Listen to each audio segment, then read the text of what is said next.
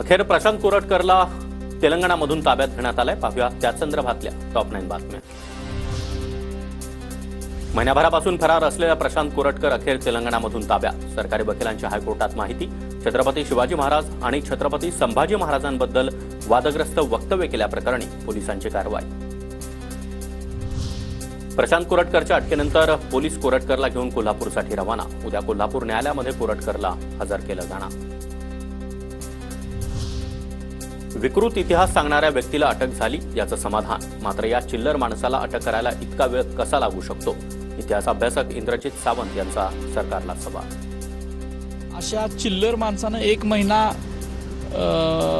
आमच्या कोल्हापूरची भाषेत बोलायचं झालं तर तंगवातंगवी केली, ही खूप मोठी गोष्ट आहे।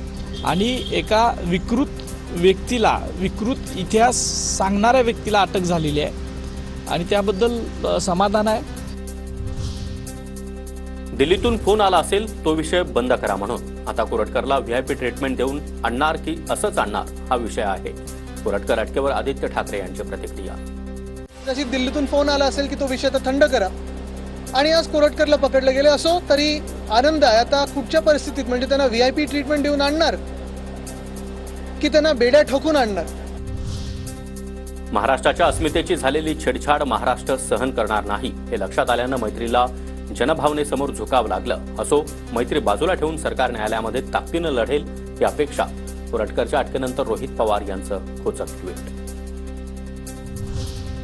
कोरटकरला आधीच अटक व्हायला हवी होती। सरकारचं हे अपयश। सरकारनं जावायाप्रमाणे त्याला वागवलं। जितेंद्र आव्हाड यांचा सरकारवर हल्लाबोल। कोरटकर पळून जातोच कसा? महाराष्ट्र पोलिसांचं हे अपयश नाही का? आता मात्र त्याला जामीन मिळता कामा नये। सोलापूरकरला देखील अटक करा, सुषमा अंधारेंची आक्रमक प्रतिक्रिया।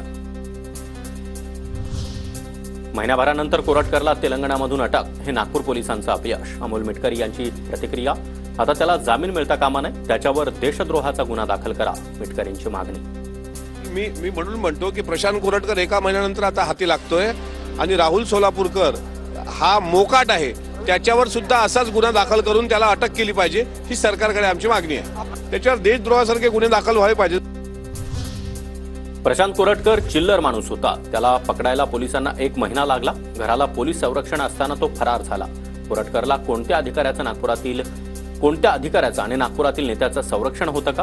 याचा तपास गरजेचा, अनिल देशमुखांची मागणी।